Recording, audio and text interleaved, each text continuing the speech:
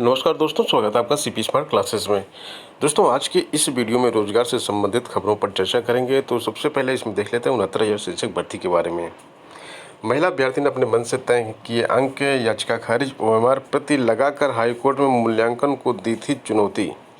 तो इसके बारे में एक बार पहले भी न्यूज आ चुकी थी कि लिखित परीक्षा में महिला अभ्यर्थी को कम अंक मिलने का दावा हाई कोर्ट में टिक नहीं सका। महिला अभ्यर्थी को महज 3 अंक मिले थे और उसने दावा किया था कि उसको 90 अंक मिलने चाहिए थे और ये 3 अंक वो अंक थे जो कॉमन अंक दिए गए थे। सुनवाई में न्यायमूर्ति मनीष माथुर ने याचिका यह कहकर खारिज कर दी कि उसने मन से अंक तय किए थे, इसलिए कोई हस्तक्षेप नहीं किया जा सकता। असल में भर्ती परीक्षा के मूल्यांकन को हाईकोर्ट में चुनौती देने के बाद परीक्षा संस्था में अभ्यर्थी के रिकॉर्ड खंगाले गए तो उलट तस्वीर सामने आई। महिला अभ्यर्थी की ओएमआर बिल्कुल सादी मिली। महिला अभ्यर्थी की ओएमआर बिल्कुल सादी मिली। इसका मतलब आप समझ सकते हैं कि क्या हो सकता है। इसका मतलब यह है कि सीधा सीधा जो है ये नकल का केस है। और ओएमआर जब बिल्कुल सादी मिली है तो इनको उम्मीद थी कि बाद में इनके नंबर बढ़ा दिए जाएंगे वहाँ पे और 90 नंबर इनको मिल जाएगा। किसी न किसी से इनकी इस काम के लिए सेटिंग हुई होगी और उन्होंने वादा भी किया होगा ये काम आपका हो जाएगा, लेकिन ये काम हुआ नहीं और इनको केवल वो 3 नंबर मिल गए जो सबको कॉमन मिले। इस पर इन्होंने चुनौती दे दी कि मेरे तो गोले भरे गए होंगे और मुझे 90 नंबर मिलना चाहिए।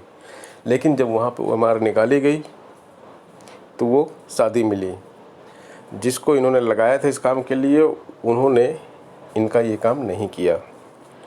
तो शिक्षक भर्ती में इतना ज़्यादा फ्रॉड हो रहा है कि रोज़ नए नए केस निकल कर सामने आ रहे हैं।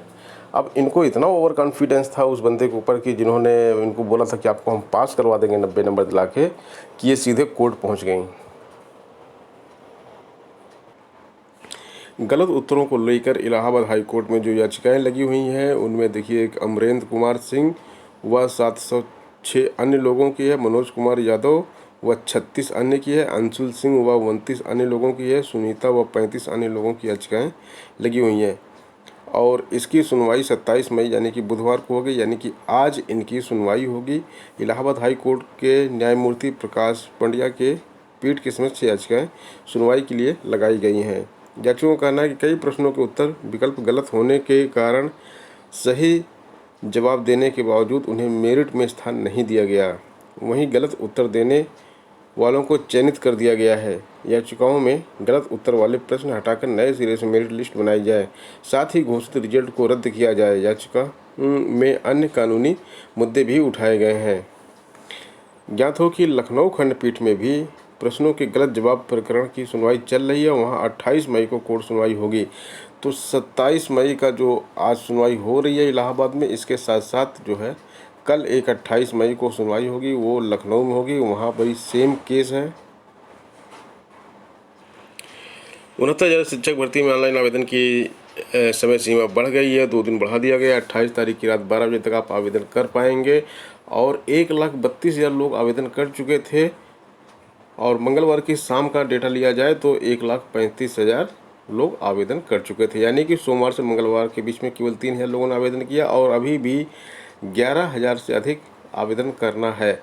तो दोस्तों, ये जो मैक्सिमम आवेदन होने थे वो हो चुके हैं। ये 11,000 लोगों में से बहुत ही कम लोग अब आवेदन करेंगे, क्योंकि ये लोग डिफ़ाल्टर टाइप के लोग होते हैं जो परीक्षा का फॉर्म भर देते हैं लेकिन क्वालिफिकेशन इनके पास पूरी नहीं होती है। तो ये लोग सीधे सीधे बाहर हो जाएंगे, क्योंकि इतना सीरियस मैटर है। कौन लास्ट डेट का इंतजार करेगा, क्योंकि परीक्षा की डेट बिल्कुल लास्ट में बढ़ाई गई। मोबाइल नंबर भी आपको 24 घंटे पहले अपडेट करने के लिए बता दिया गया था, वो लोग रुके हुए थे, बाकी सब फॉर्म भर चुके थे। तो जो डिफ़ाल्टर है वो अनुमान लगा लीजिए, कम से कम अगर इसमें से 1,000 या 1,500 लोग अप्लाई कर भी देते हैं तो 10,000 के आसपास लगा लीजिए इसमें कि डिफ़ाल्टर लोग हैं जो परीक्षा में अप्लाई नहीं करेंगे। तो अब कंपटीशन 1,33,000 वो 36,000 1,36,000 के आसपास रहेगा। 10,000 के आसपास लोग बाहर होंगे यहाँ से। एक अन्य न्यूज़ छपी हुई है इलाहाबाद सुनवाई की, इसमें भी वही केस है। अमरेंद्र कुमार व 706, मनोज कुमार यादव यहाँ भी हैं, अंशुल। सेम न्यूज़ है ये कि प्रयागराज में आज सुनवाई होगी। तो प्रयागराज की जो आज सुनवाई होगी इसका जो बहुत बड़ा फ़र्क पड़ेगा, क्योंकि इलाहाबाद हाई कोर्ट में भी जो सुनवाई चल रही है वो सेम वही सुनवाई है जो उत्तर प्रदेश की लखनऊ खंडपीठ में सुनवाई चल रही है। इलाहाबाद हाई कोर्ट की लखनऊ खंडपीठ में सुनवाई जो चल रही है और उसकी एक हियरिंग हो चुकी है। देखते हैं दोनों सुनवाई में कल की और आज में क्या होता है।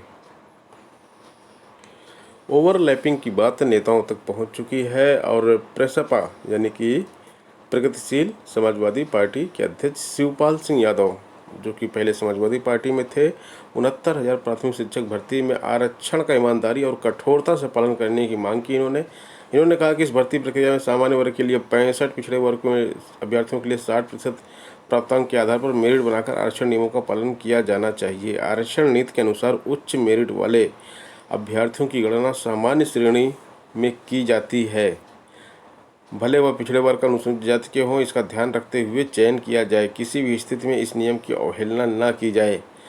तो इस पर भी वाद विवाद अब शुरू हो चुका है। हालांकि ओवरलैपिंग का जो रूल है वो इस भर्ती में नहीं लगेगा।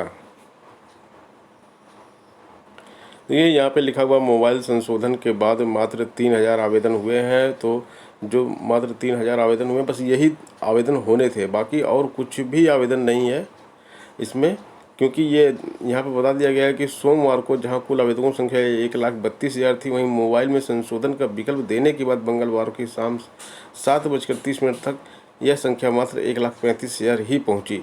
तो अब बहुत कुछ ज़्यादा इसमें बचा नहीं है। आप 10,000 लोग समझ लीजिए कंपटीशन से बाहर हैं। 1,36,000 तो अपने आप हो गई है। और मैंने जो आंकड़ा प्रस्तुत किया था आपके पास, घूम फिर कर ये कंपटीशन जो है 90,000 छात्रों के बीच में ही जाएगा। अभी इसमें बीटीसी बीएड वाले होंगे, ये सब भी बाहर होंगे। और जहाँ तक कट ऑफ की बात करते हैं, तो जो मैंने सेफ गुणांक का कट ऑफ बनाया था, वो सेफ गुणांक का कट ऑफ आज भी उतना ही इम्पोर्टेंट है जितना जो पेपर लीक प्रकरण के पहले था। प्राप्तांक पूर्णांक में की गलती के संशोधन की मांग कर रहे हैं छात्र। अब इसमें जो है आवेदक अपना फॉर्म में संशोधन की मांग कर रहे हैं, लेकिन प्राप्तांक व पूर्णांक की चूक के कारण जिलों की मेरिट प्रभावित हो जाएगी। दरअसल बेसिक शिक्षा परिषद ने लिखित परीक्षा के फॉर्म में दी गई सूचना के आधार पर जिलों का विकल्प भरवाया है। अब यदि किसी का गलती से अधिक अंक चढ़ गया तो उसका गुणांक अधिक हो जाएगा और मेरिट में ऊपर हो जाएगा। काउंसलिंग के दौरान ऑनलाइन फॉर्म में लिखा नंबर मूल प्रमाण पत्र से नहीं मिला तो चयन मुश्किल हो जाएगा। तो कुछ छात्रों ने ये गलती कर दी है। अब इसमें किसी भी प्रकार की कोई गुंजाइश नहीं है, ये करेक्शन नहीं हो सकता, क्योंकि अगर आपने यहाँ पर जो है मेरिट को प्रभावित करने वाली चीज़ की है तो उसमें कोई करेक्शन नहीं होता है। मान लीजिए आप जो है 51,000 की मेरिट आपकी आनी चाहिए थी, लेकिन आपने अंक ज़्यादा भर दिए, आपकी मेरिट 50,000 हो गई, तो इसका खामियाजा आपको भुगतना पड़ेगा। आरओ चयनितों के दस्तावेज का सत्यापन आज से शुरू हो चुका है और 26 मार्च से ये आवेदन सत्यापन होना था, लेकिन ये बीच में लॉकडाउन की वजह से रुक गया था और इसको आज से अब 27 मई से शुरू किया जा रहा है। सबसे पहले जो है लोक सेवा आयोग व राजस्व परिषद के 81 अभ्यर्थियों का किया जाएगा। उसके बाद सचिवालय के जो आरओ है उनका सत्यापन भी 1 तारीख से आगे स्टार्ट कर दिया जाएगा। उसके बारे में भी नोटिस आ चुकी है आयोग की तरफ से। यह एक अच्छी पहल है। प्रशासनिक अधिकारियों के सहयोग से आईएएस पीसीएस हेतु ऑनलाइन निःशुल्क कोचिंग शुरू की गई है। सभी वर्गों के आर्थिक रूप से कमजोर छात्र छात्राओं को आईएएस पीसीएस की तैयारी हेतु ऑनलाइन निःशुल्क कोचिंग की व्यवस्था गांधी अकादमी संस्थान प्रयागराज द्वारा की गई है। संस्थान के निदेशक ओम प्रकाश शुक्ल के अनुसार इस निःशुल्क कक्षाओं की व्यवस्था अपर पुलिस महानिदेशक प्रेम प्रकाश, अपर पुलिस महानिदेशक D K Thakur, IAS Rajendra Shukla, SP crime Ashutosh Mishra, additional SP Shrimati Mamta Rani, ADM Vipin Mishra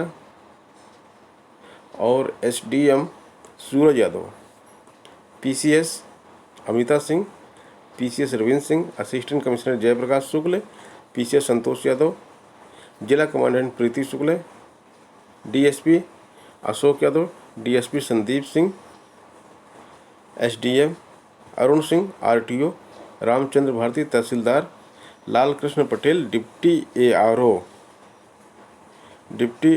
RMO Shyam Kumar Mishra के सहयोग से की गई है। आवेदक को स्नातक उत्तीर्ण होना चाहिए, ये इसका मिनिमम क्वालिफिकेशन है, और उम्र 20 से 30 वर्ष के मध्य होनी चाहिए। 30 वर्ष से ऊपर के लोग नहीं कर पाएंगे इसको।